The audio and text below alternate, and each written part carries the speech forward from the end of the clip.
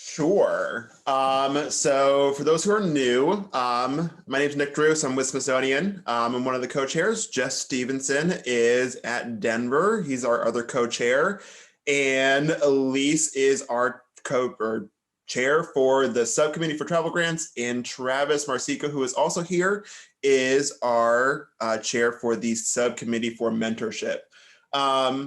Not really too much to update wise when it comes to what's been going on for the past year. I thought that given kind of the craziness of what this has been, it'd be nice to kind of get one of our main initiatives kind of up and running, and that which is mentorship. So we've been talking about mentorship for several years now, and I thought this would be a good opportunity to really just have a roundtable discussion, throw out ideas, and start to come up with some initiatives so that going into 2022, we can have a good mentorship program up and running for the next conference.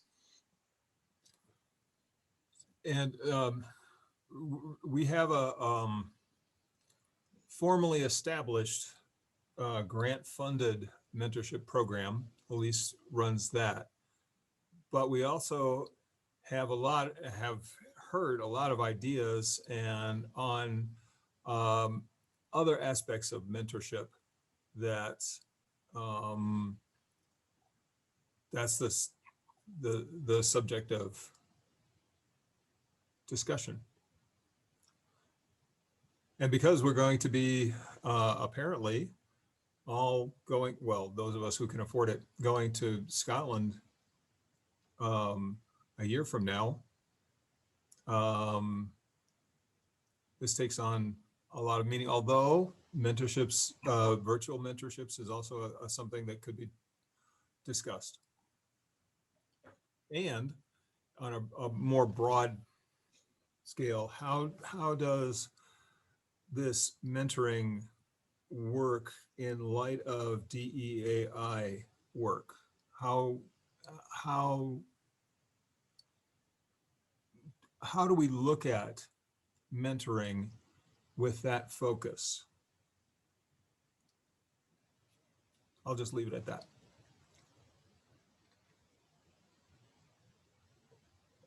Well, hi guys, this is Travis.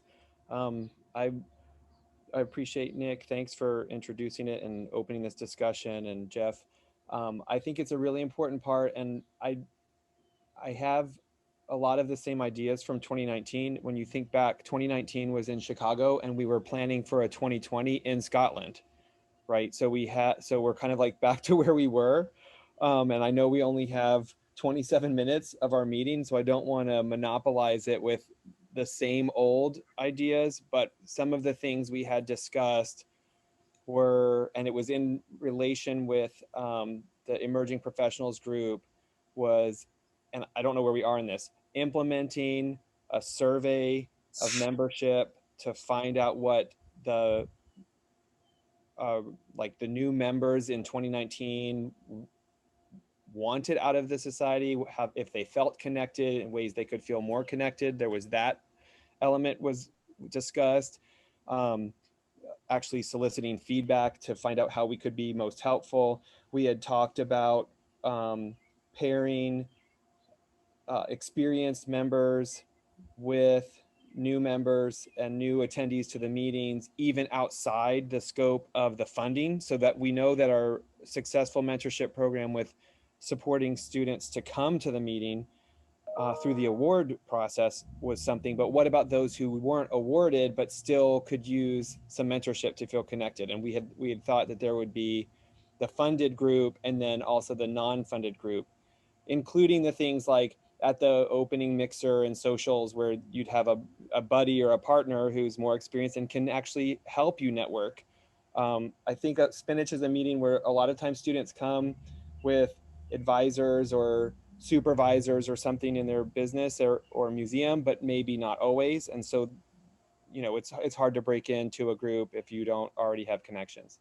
So we had talked about that, and then we had talked about how we would formalize it from the mentor side in terms of registration. We were going to have check boxes on their registration for I'm experienced and I would like to be a mentor, or I'm new and I would like a mentor, or I think we'd even discuss maybe I'm not that new, but I've never felt connected and I'd like a mentor, or I'm experienced and I don't feel like mentoring. I mean, there's a whole range of choices, but that was supposed to be something that was going to be automatically assigned. And then finally, the last thing I remember was we had talked about all of those cool bling tags that you hang from your lanyard that say things like first timer, or, and that whole idea being if you can recognize somebody with a line of ribbons, it's a conversation starter from the beginning. Or if you're identified as a mentor, if you find somebody lost, that doesn't mean that you're paired with that particular person, but you can say, look, I'm a mentor. I see you looking lost. Let me help. And just that kind of idea to be really welcoming and supportive of new folks in this field. So that's kind of like the 3-minute recap of the 2019 meeting in Chicago, and may function as a mentorship jumping off point for additional discussions today. And now I'll shut up.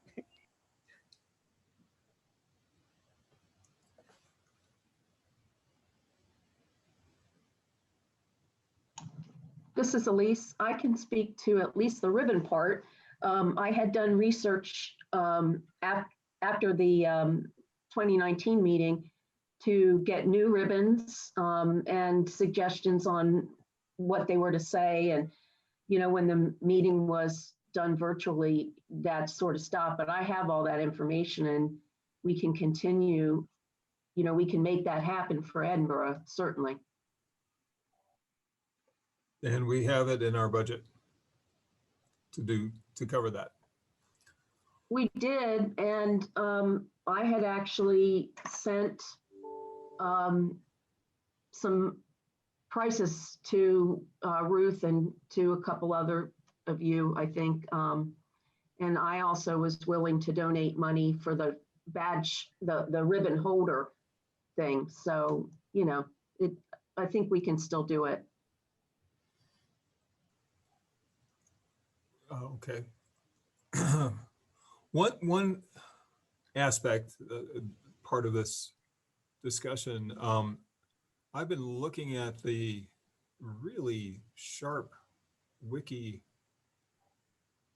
pages from the new education committee, and it would be great if we could actually get all of this mentoring menteeing opportunities into a really snazzy looking wiki page on the SPNHC website. I am a digital troglodyte and incapable in so many ways of doing that. So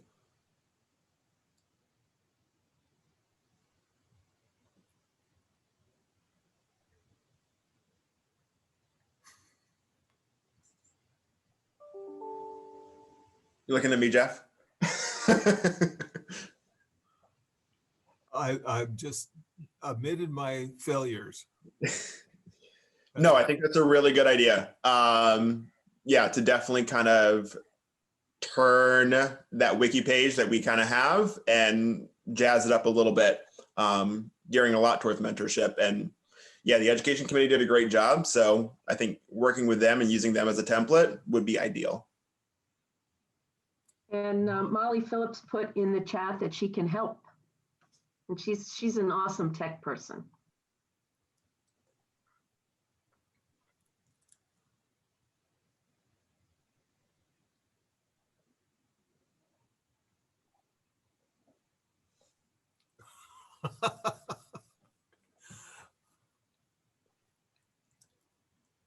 All right, so what other ideas do people have? What do people want to see out of mentorship from SPNHC, just in general?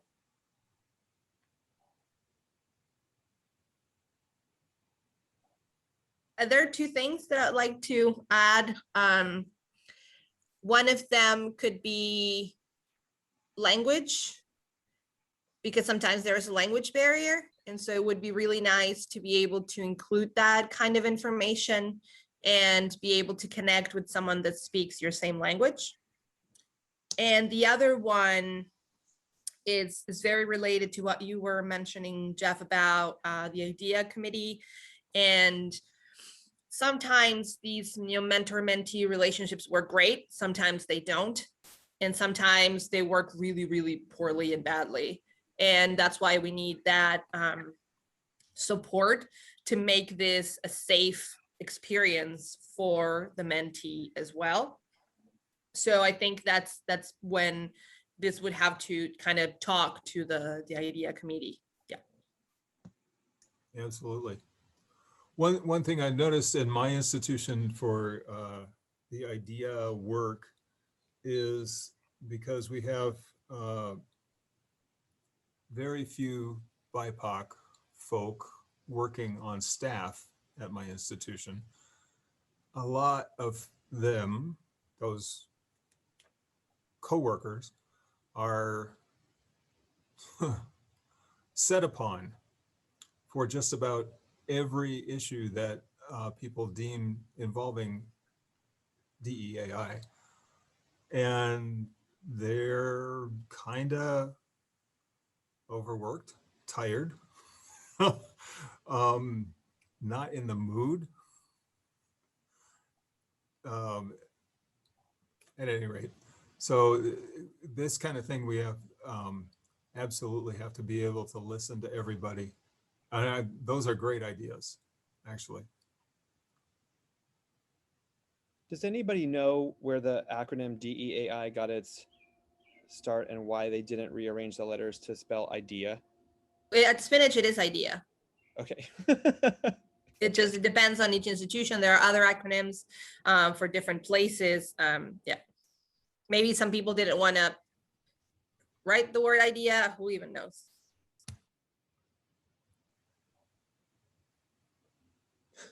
Travis, you had mentioned a survey, and I know that the IDEA committee is looking at a survey and membership is looking at a survey. So there's lots of talk across many Spinach committees about a survey. And I know that there are plans in place to ask each committee what kinds of questions they would like to see on one general survey. I think what we're going to have to do is have some kind of Zoom meeting with the heads of all the committees and work on that and work on a survey, and then work with the AIBS, who has got some folks that are good at making surveys for this. And so I think that's something after the meeting that we'll look into, and having a heads of the committee meeting, just so we don't duplicate and send out 5 surveys to our members. Yeah, that's going to be an important step, because we want the survey to be important and informative, and only once, so we can blast it out, and a few reminders maybe to get good feedback, but also it has to be strategized to not take too long, right? Because people give up. I think I can't remember if it was our Spinach 2019 or many other calls that I've had, but we talk a lot about surveys, and when people stop, when it says 10 minutes, it's like, okay, if it's important, I might do it. If it says 6 minutes, that's better. If it says 15, you look at the first few questions and then say, nah, I got to go do other things.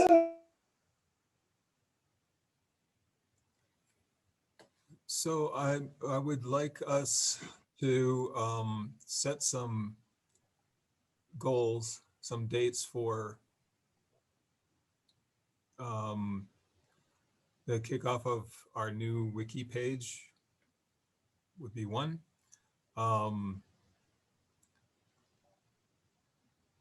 Which would encompass all the rest of everything that's been talked about.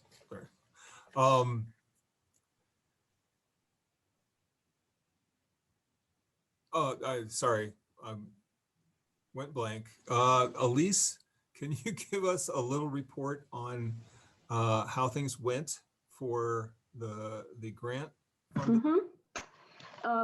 So briefly, and my detailed report is in the ABM packet, which is available to all Spinach members on the website, and also if you attend the ABM meeting, it'll be attached to an email.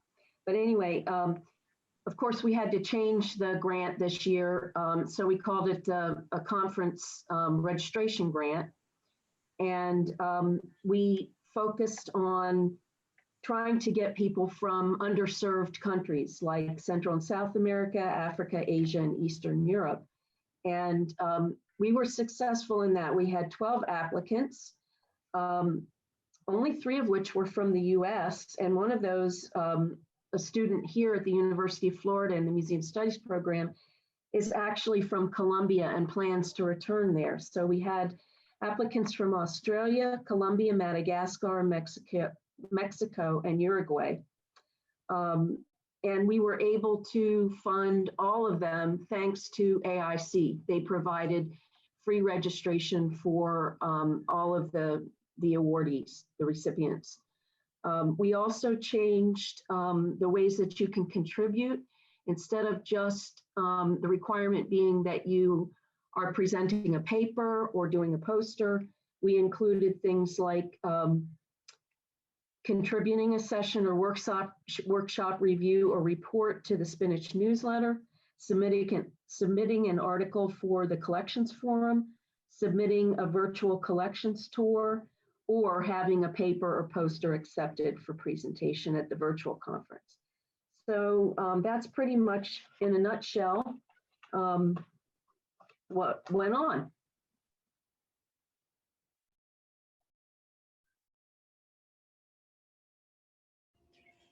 Elise, did you find that any of the 12 applicants were contributing in one of these new ways different from the past, as opposed to presenting a poster or a talk?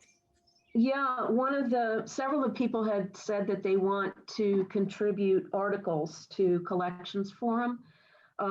Several others said that they wanted to become part of committee. And I noticed there were 2 recipients in the last committee meeting. I did include that actually in the letter that they got saying they'd received the grant, that they could join a committee. So, and the conference planning committee has talked about maybe keeping some of these requirements moving forward so that it's easier for people to apply and to possibly get a grant to attend. One of the things too for next year, we will have money like we had for New Zealand, where we'll have more, the ability to give more grants than in a normal year, so. And Elise, did you ask if anyone wanted Mentors? Yeah, I didn't get any responses on that. I think most of the people, I don't know if they're advanced enough that they don't feel like they need mentors for the meeting, but I didn't get requests for mentors. Could be the meeting format too, Yeah. this time, right? Because Yeah. more than a month-long meeting spread out bit by bit. Oh, I couldn't envision how that a mentor would be really useful if you're popping in and out of Zoom calls. And Travis, from your recap, one of the things that we need to do is work in conjunction with the conference planning committee to get those, check boxes on the registration page. So especially if we have, if we're doing it with another group, we need to focus on that.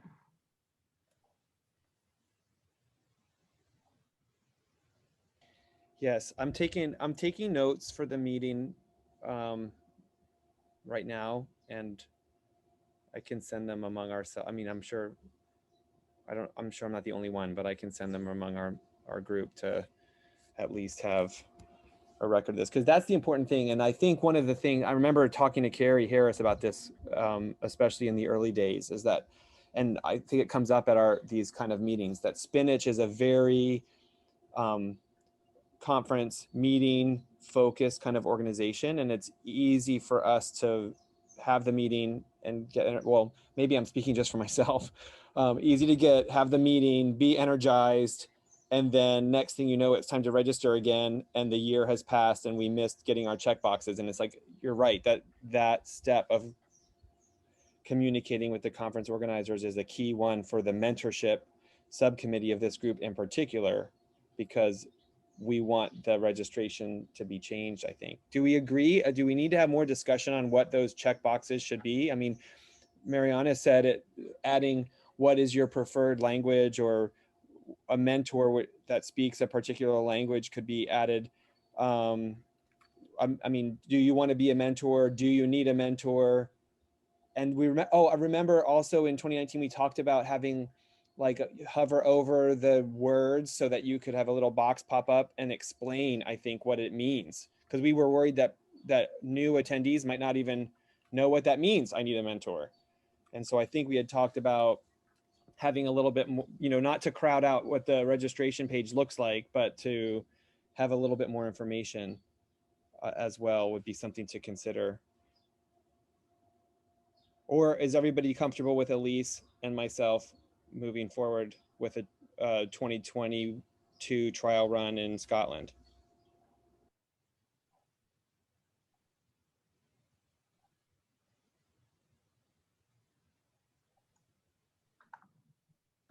There's a comment from Jessica Nakano. I hope I pronounced that right, Jessie. It says, could you have suggested topics or a section for open topics like contracts, career paths, education, specific work projects, language, general, just because, for mentorship types when someone signs up for the conference? Topics similar to what Mariana suggested, that may help people pair people up too. And I'm saving the chat so I can send that to Jeff and Nick and Travis, so you'll have it.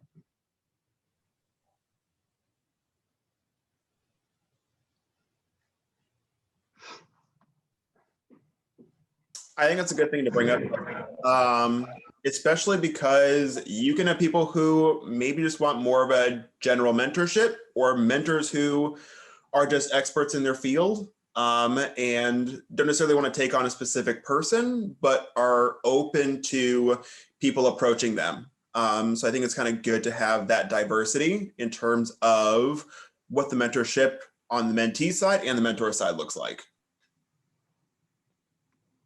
Oops, I need to mute myself.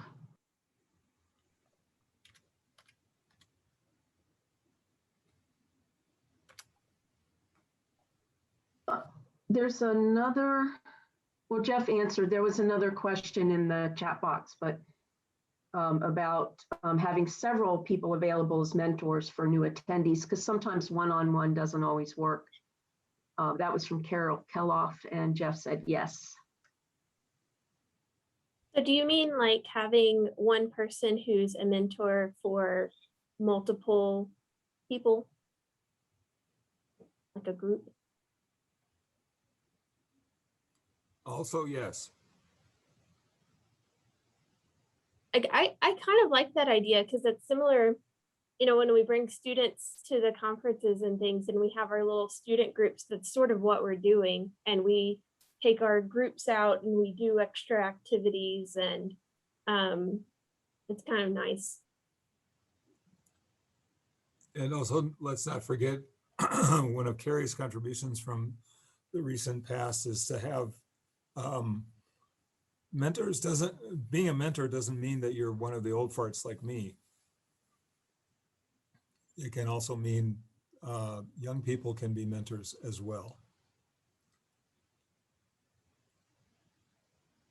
Someone, oh, go ahead, Alana. I was gonna say, someone who served as a mentor at a number of meetings, I hope, without having had much guidance from my end, that I serve the function adequately. I know that a number of my mentees, Carrie included, have gone on to be terrific, active, productive spinach members, but it had nothing to do with my guidance, I don't think. But Lana, I think you are a superstar mentor is what it is. I think so. Yeah, we do get the reviews, yes. that's comforting. Thank you. I think, you know, like if we choose people to be mentors, some kind of like pre-conference meeting where we explain to them what we expect and answer questions and give examples, you know, even if, you know, if they can't attend a meeting and we just send them an email with bullet points, that could be helpful. Also, now we can do a lot of these meetings virtually beforehand. Exactly. And even record them, or, you know, if people can't come, that they can watch the recording or read the email or whatever it is. But, you know, live on Zoom where they can actually ask us questions and get some guidance would be nice. One of the things that Elise and I can work out once we get this next round for an in-person conference would be the ratio of people who want to serve as mentors and the people who want a mentor. And you know, that will help dictate, are we putting multiple mentees with a single mentor, or we have multiple mentors for a mentee, and almost like little groups or cohorts where it's like the mentor isn't responsible for the student the entire meeting, but can learn from other mentors. And then that student can learn from that one student can have other mentors, and then they can also do things as a group, something like that. I mean, Carrie and I, you guys know, work together at the same institution, and we definitely have created our own little mentorship bubble when we bring students. You know, it's a different relationship because often we know the students that we're bringing with us. They're not necessarily in our own research labs, but across the university, and we bring them with us. But the extra activities, some of them social, but all focused on collections and having that discussion and talking about their future careers and what their aspirations are, that kind of thing in an informal way without any mentor training, I think has really worked to you know, get students involved and feel comfortable and safe and appreciated and finding like they have a community with Spinach. And those are things that I'm, you know, in the qualitative arena, that's what I'm looking for in Spinach, is to make sure that this organization is welcoming and provides a platform for people to advance their careers. And Alana, for real, you know, Carrie, you were her mentor, and you know, now she's the director of all student research at Arkansas State University. And I think her start in Spinach and passion for collections and feeling a community in the meeting way back in 2013, you know, changed her trajectory of her life. That's not a joke. For sure. I've got 2 of my awesome mentors at least in this meeting. One of the things that we did at a couple meetings was had at one of the receptions, we had a earlier meeting time for a half hour for mentors, mentees to meet up. And new attendees. And when I organized the meeting here in Gainesville, I got a lot of positive comments about that. Now, whether we do that beforehand or Zoom or at the meeting, you know, but I think that actual meeting up of that small group outside of the larger group was helpful.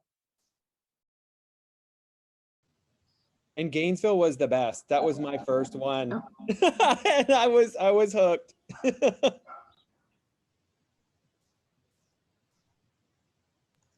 We also have about a minute to wrap up.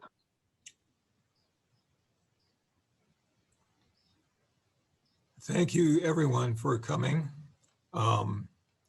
contributing, and we all look forward to working with all of you in the coming few weeks and months.